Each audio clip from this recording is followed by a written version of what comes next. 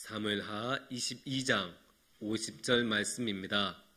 사무엘하 22장 50절 말씀입니다. 제가 봉독해 드리도록 하겠습니다. 이러므로 여호와여, 내가 모든 민족 중에서 주께 감사하며 주의 이름을 찬양하리이다.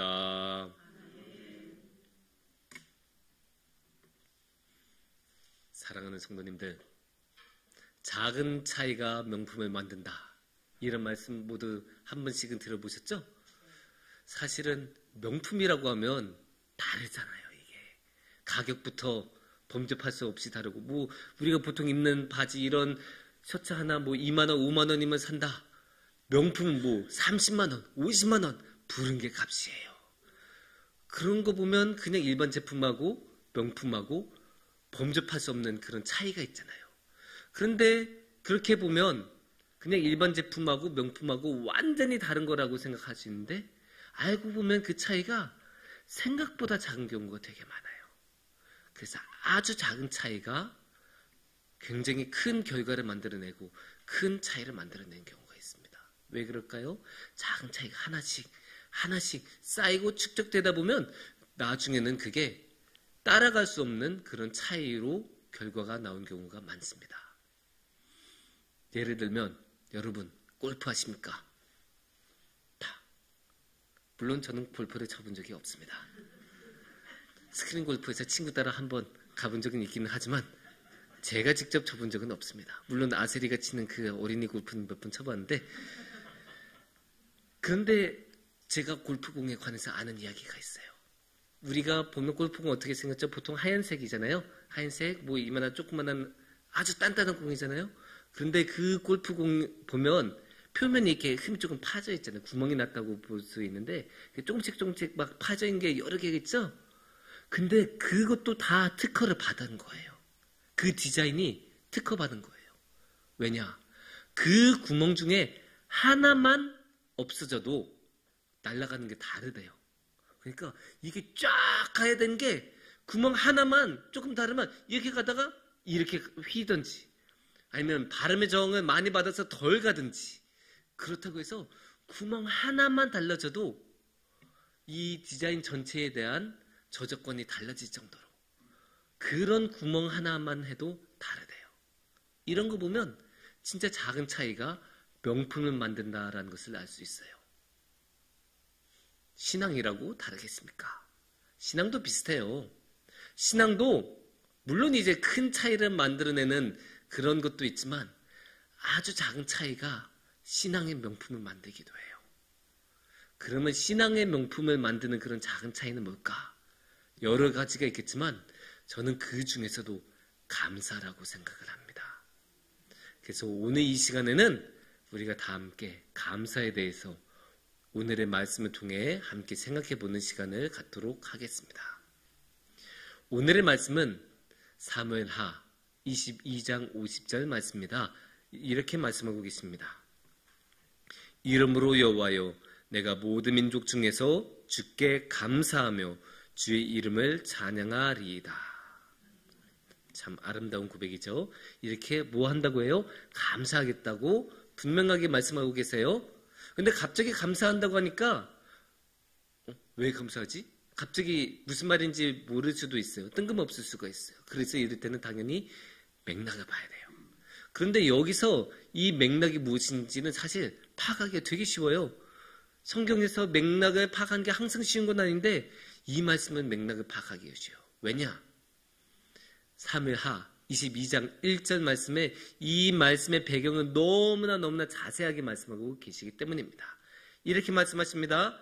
여호와께서 다윗의 모든 원수의 손과 사울의 손에서 구원하신 그 날에 다윗이 이 노래의 말씀으로 여호와께 아뢰어 라고 해요. 그러니까 이 말씀, 그래서 이 1절에서 50절까지 쭉 이어진 거거든요. 그래서 이 1절 말씀에 보면 누가 이 말씀을 했다고요? 다윗이 이 모든 말씀을 했기 때문에 나중에 말한다는 감사도 다윗이 했었던 감사입니다. 그리고 그러면 다윗이 왜 이렇게 감사를 해요? 무슨 일을 겪었을까요? 1절을 다시 보시면 여호와께서 다윗의 모든 원수의 손과 특히 누구? 사울의 손에서 구원하신 그날. 다시 한번. 사울의 손에서 구원하신 그날. 그러니까 사울의 손에서 구원하신 그날에 이 다윗이 이렇게 감격해서 기도를 하고 찬양을 하면서 감사를 드렸다. 그런 말씀이에요. 그러면 이제 배경이 이렇게 확실하니까 이 맥락이 무슨 뜻인지 알겠죠. 왜 감사를 하냐? 하나님께서 살려주셨으니까. 하나님께서 구원하여 주셨으니까. 하나님께서 저 사울의 악한 괴계에서 벗어나게 해주셨으니까. 그러니까 감사를 하는 거예요. 우리 성도님들 모두 아시잖아요. 다윗이 얼마나 고생을 했는지. 다윗이 뭐 잘못한 게 있습니까? 다윗은 잘못한 게 없어요. 다윗은 그저 하나님께서 사무엘이라는 하나님의 사람을 보내셔서 기름을 부음받은 것밖에 없어요.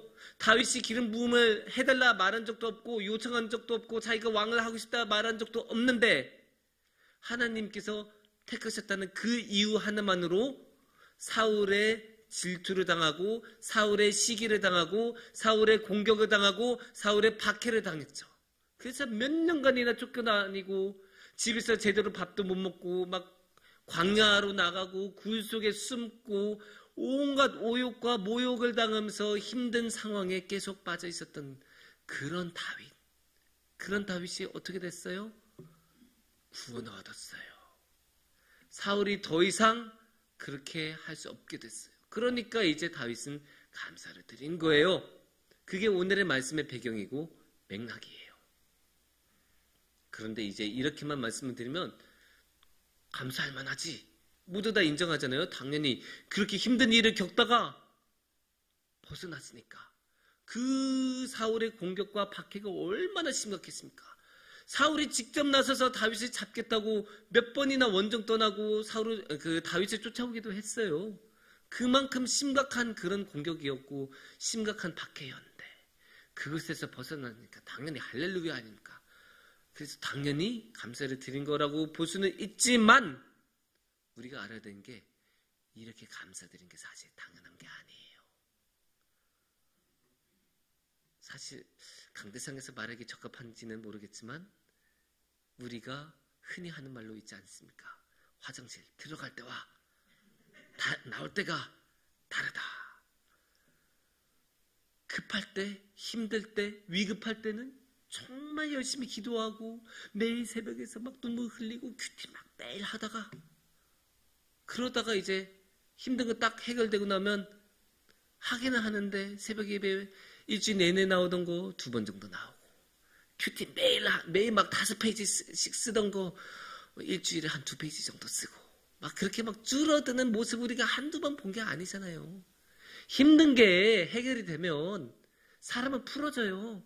긴장이 풀리고 아이고 이제 계속 그렇게 힘들게 사는데 이제 조금 편하게 좀 살아볼까 그런 마음도 들고 그거 욕할 수 없어요. 그게 원래 사람의 모습이 그러고 누구나 쓸 수 있는 힘의 한계는 있기 때문에 에너지의 한계는 있기 때문에 그렇게 에너지를 그렇게 오랜 기간 동안 쓰다 보면 그게 해결되면 그게 풀어질 수밖에 없어요. 그건 인간의 원래 모습이 그래요. 그럴 수밖에 없어요. 그런 거 생각하면 다윗이 이렇게 감사를 한 게 대단한 거죠. 사람이 풀리면 더 이상 하나님 생각 안 해요. 자기 눈앞에 먹고 마시는 거 생각하고 돈 버는 거 생각하고 놀고 먹는 거 생각하지 하나님 안 봐요. 그런데 지금 다윗은 감사를 드리고 있잖아요. 그러니까 다윗이 대단한 거고 그러니까 다윗이 하나님께서 흡족하게 여기시는 왕인 거예요. 그리고 이제 감사를 이렇게 드린 게 당연하지 않은 이유가 또 몇 가지가 더 있죠. 다윗을 우리가 생각하면 다윗이 무엇으로 부름받았다고 했죠? 왕으로 부름받았다고 했죠. 근데 왜 왕이 안 되었어요? 이미 왕이 있으니까. 사울이라는 왕이 있으니까 다윗이 그런 기름 부음을 받았음에도 불구하고 왕이 되지 못했던 건데 이제 사울이 더 이상 다윗을 공격할 수 없는 상황이 되었어요. 왜 그렇게 되었을까요? 결정적으로 사울이 전쟁에서 자신의 삶을 마감하죠. 그러니까 무슨 뜻입니까? 원래 왕이었던 사울. 다윗이 왕이 되는데 걸림돌리라고는 말하기는 좀 그렇지만 하여튼 다윗이 왕이 되도록 되는 것을 막았던 사울이 죽었어요. 그러면 이제 논리적으로 생각하면 어떻게 돼요? 이제는 누가? 다윗이 왕이 될 차례가 아닙니까? 이렇게 되면 보통의 사람은 들떠요.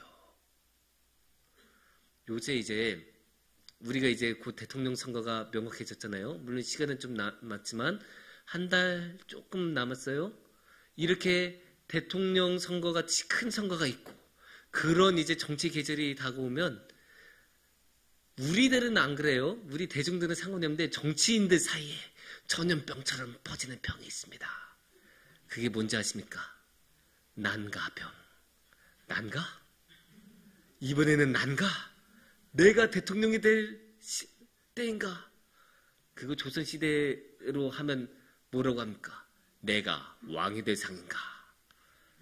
그게 이제 요즘 우리 시절로 오면 난가병이 돼서 이제 내가 대통령이 되는 거 아닌가? 근데 되게 웃겨요. 지지율이 막 3%, 5% 되는 사람만 해도 난가병에 걸린대요. 우리가 보기에는 상식적으로 3%로 어떻게 대통령이 돼요? 아무리 봐도 말이 안 되는데 사람들이 막 옆에서 막 부추기고 아이고 의원님 많은 사람이 없습니까? 막 이런 사람이 한 3명 정도만 다가와도 그 사람이 이제 구름을 타기 시작하는 거예요. 막 둥둥둥둥둥. 그런데 그런 말도 안 되는 제3자가 보면 아무리 봐도 가망성이 없는 사람조차도 난가병에 걸리는데 근데 다윗은 어때요? 다윗은 적법자예요. 하나님께서 선택하신 사람이고 이제 진짜 왕이 되어야 하는 사람이에요. 하나님께서 손수 선택하신 사람이에요.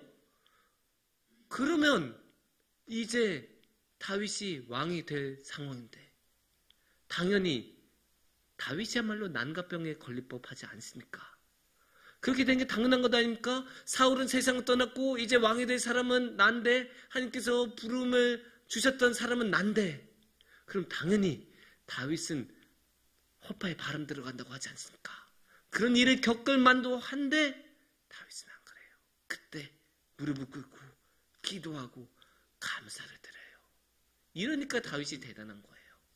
이러니까 다윗이 하나님께서 마음에 들었다고 하신 거고 그렇게 많은 죄, 말도 안 되는 죄악을 저질렀음에도 불구하고 하나님께서 항상 다윗만한 왕이 없었다. 아니면 다윗의 기준으로 모든 그 이후의 왕들을 평가하시는 거예요. 이렇게 허파에 바람이 들어가고 들뜰만한 상황에도 사람들 모두 감투 쓰는 거 좋아하잖아요. 딱 감투 쓰는 게 명확하게 보이는 그 상황에도 교만해지지도 않고 들뜨지도 않고 바라봐야 할 분 누구예요? 당연히 하나님 아닙니까? 그 하나님을 바라보고 감사하는 그 모습이 얼마나 예뻐요. 그러니까 하나님께서 좋다고 하시는 거예요. 또 생각하면 들뜨는 것을 떠나서 이제 진짜 왕이 되어야 하는 상황이잖아요. 왕이 되어야 하면 준비를 해야 될 것 아니에요? 그냥 갑자기 어느 날 나 이제부터 왕 할게 하고 왕 노릇할 수는 없는 것 아닙니까? 나라 전체를, 민족 전체를 이끌려면 구상을 해야 되는 것 아닙니까? 전국도 구상하고 보직도 누구를 어떻게 할지 인사정책도 생각해 놔야 되고 여러 가지 생각해야 될 것 아니에요? 너무 바빠요. 우리나라도 보통 대통령 선거가 지나면 인수위원회에서 그 인수를 하는 그런 기간 동안에 그런 모든 전국 구상을 하지 않습니까? 그러면 눈코 뜰 새 없이 바빠요. 정말로 그 하루가 10년같이 지나간대요. 그럼 다윗 어떠겠어요? 너무나 바쁜 상황이에요. 지금 1초도 허투루 쓸 수가 없는 그런 상황이에요. 그런데 이때 다윗은 모든 것을 다 내려놓고 스탑! 그만두고 뭐예요? 기도하고 찬양하고 감사드려요. 이러니까 다윗이 대단한 거예요. 그리고 감사가 당연한 게 아니에요. 이렇게 바쁜 상황에서도 다윗은 감사를 하는 건데 근데 여러분 모두 아시지 않습니까? 우리의 삶이 우리의 일상이 바빠지면 우리도 감사하는 거 놓쳐요. 지금 당장 눈앞에 있는 거 하다 보면 바빠서 그거 못해요. 근데 우리는 지금 당장 눈앞에서 설거지하고 빨래 개고 청소하고 이것만 해도 바빠서 감사하는 거 잊어버려요. 근데 다윗은 나라 전체를 이끌어가야 되는 상황인데도 모든 것을 내려놓고 감사를 할 줄 아는 사람이었어요. 그러니까 다윗이 대단하고 그러니까 하나님께서 다윗을 들어서 쓰시는 거예요. 아무리 바빠도 감사를 잊지 않아요. 그러니까 우리도 이런 모습들을 당연히 배워야겠죠. 그런데 이런 다윗의 감사의 모습 속에서는 우리가 평소에는 보기 힘든 또는 표면적으로 잘 나타나지 않는 그런 감사의 모습들이 있어요. 어떤 모습이 있냐? 첫 번째, 감사는 하나님을 바라보는 일이에요. 어떤 상황에서도 우리는 하나님을 바라본다. 그게 우리 신앙의 원칙이고 항상 우리가 입으로는 하지만 그렇게 하기 힘들잖아요. 일상으로 실제 생활에서 그렇게 안 되는 경우가 많아요. 저도 그래요. 저도 바쁘다 보면 하나님께 기도드리는 거 잊어먹기도 하고 주님께 찬양 드리는 것에 매진하지 못한 경우도 많아요. 우리가 바쁘다 보면 그렇게 돼요.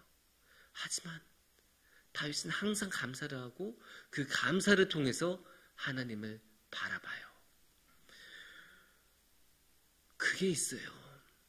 내가 했다고 생각하면 감사가 안 생겨요. 당연한 것 아니에요. 내가 노력해서 내가 했는데 내가 땀 흘려서 돈을 벌었는데 왜 누구한테 감사하다고 합니까? 내가 열심히 청소하고 자면 감사할 이유가 없죠. 하지만 누군가 대신해주면 고맙잖아요. 내가 받을 수 없는 돈인데 받으면 감사하잖아요. 내가 나아서 없는 병인데 하나님께서 낫게 해주시면 감사하잖아요. 그러니까 이 감사라는 것은 애초에 내가 안 했다라는 것을 생각을 하는 거예요. 내가 안 하고 그럼 누가 해요? 하나님이 하셨다. 그걸 생각하는 거예요. 감사라는 것은 결국 내가 한 게 아니라 하나님 하셨다. 모든 우리의 삶 속에서 하나님의 손길을 볼 수 있는 게 감사예요. 그거에 대한 고백이 감사예요. 하나님, 전에는 이거 내가 혼자서 한 줄 알았는데 생각해보니까 아니에요. 생각해보니까 하나님께서 도와주신 거고 그러니까 저는 하나님께 감사드릴 수밖에 없어요. 이게 감사예요. 이게 그냥 감사 마음 들어서 감사한 게 아니라 가장 작은 것 가운데서도 하나님의 손길을 바라보면서 하나님 도와주셔서 감사합니다. 이렇게 감사하는 거죠. 다윗의 그런 모습 우리가 볼 수 있어요. 다윗은 무엇입니까? 전쟁 영웅 아니에요. 역전의 용사예요. 이 시대에 이스라엘에 다윗만한 용사가 없었어요. 성경에 나오잖아요. 수많은 승리를 거두죠. 막 혼자서 블레셋인들 도륙하고 저 어마어마한 골리앗을 쓰러뜨리고 어마어마한 전투를 치렀던 다윗이에요. 그러면 어때요? 그래, 나만은 용사가 없지. 이 전쟁 다 내가 이긴 거야. 결국 이스라엘에 나 없으면 안 돼. 이렇게 말할 법도 하잖아요. 말은 안 해도 속으로는 그렇게 생각할 법하죠. 하지만 다윗은 안 그래요. 어떻게 말할까요? 39절과 40절 말씀을 우리가 보겠습니다. 내가 그들을 무찔러 전멸시켰더니 그들이 내 발 아래에 엎드러지고 능히 일어나지 못하였나이다. 이는 주께서 내게 전쟁하게 하려고 능력으로 내게 띠띠우사 일어나 나를 치는 자를 내게 굴복하게 하셨사오며. 여기서 중요해요. 39절을 보면 무슨 일이 일어난지를 볼 수가 있어요. 내가 그들을 무찔러 전멸을 시켰더니, 그러니까 전쟁이 일어났던 거죠. 그래서 전쟁에서 대승을 거뒀어요. 그래서 상대가 완전 묵사발이 됐어요. 더 이상 일어나지 못할 정도로 능히 일어나지 못하였나이다. 완전 끝내버렸어요. 그러면 그래 내가 최고야 말할 법도 한데 40절에서 뭐라고 합니까? 내게 전쟁하게 하려고 능력으로 내게 띠띠우사. 그러니까 이 능력 다윗이 것이 아니에요. 내가 휘두른 칼, 내가 던졌던 이 물맷돌 다윗이 아니에요. 누가? 주께서 능력으로 띠띠우사. 나는 주님께서 쓰시는 도구에 불과하다. 내가 한 게 아니다. 하나님이 하신 거다. 내가 하는 이 모든 것 하나님께서 능력으로 띠띠우셨기 때문에 가능하다. 이 고백이 담겨 있어요. 그러니까 다윗은 감사를 하는 거죠. 내가 한 게 아니니까. 그러니까 감사를 하는 거예요. 이 감사에는 이런 모습이 들어가 있는 거예요. 내가 한 게 아닙니다. 하나님께서 하셨습니다. 그 격한 전쟁의 승리 가운데서도 다윗은 하나님의 손길을 보는 거예요. 그 정신없는 와중에서도 이거는 하느님이 아니었으면 불가능했겠구나. 그렇게 고백을 하는 거죠. 이러한 고백이 자연스럽게 이어지면 감사의 두 번째 성질, 잘 안 보이지만 나타나는 그 두 번째 특성이 나와요. 그게 뭐냐? 겸손함이에요. 내가 안 했으니까. 겸손한 거죠. 애초에 내가 안 했는데 왜 내가 자랑을 합니까? 내가 해냈으면 자랑할 법하죠. 그리고 사람은 자랑하는 거 좋아해요. 내가 했어요. 하다못해 막 청소같이 하찮아 보이는 일도 그거 제가 다 했습니다. 사람들이 그렇게 말하잖아요. 그렇게 말하는 게 사람의 모습인데, 그런데 감사를 하는 사람은 그렇게 안 해요. 왜냐? 내가 한 게 아닌데, 하나님께서 하시는 일인데, 애초에 내가 한 게 아닌데 그게 어떻게 내 자랑이 되고 어떻게 내 업적이 됩니까? 그러니까 자랑을 안 해요. 자랑을 안 하는 대신에 감사를 하고, 자랑을 안 하는 대신에 겸손해지는 거죠. 겸손하고 더욱 겸손하게. 내가 한 것 아닙니다. 하나님께서 하신 것입니다. 이렇게 항상 고백하는 겸손한 감사의 모습을 우리가 볼 수 있습니다. 사랑하는 성도님들, 작은 차이가 명품을 만듭니다. 그리고 감사는 신앙의 명품을 만드는 가장 핵심적인 차이입니다. 이 감사를 통해서 우리는 세상의 사람들하고는 다르게 이 세상의 모든 순간 가운데 하나님을 바라보고, 그것을 통해 우리가 항상 겸손하게 나아가며 주님과 함께할 것입니다. 함께 기도드리겠습니다.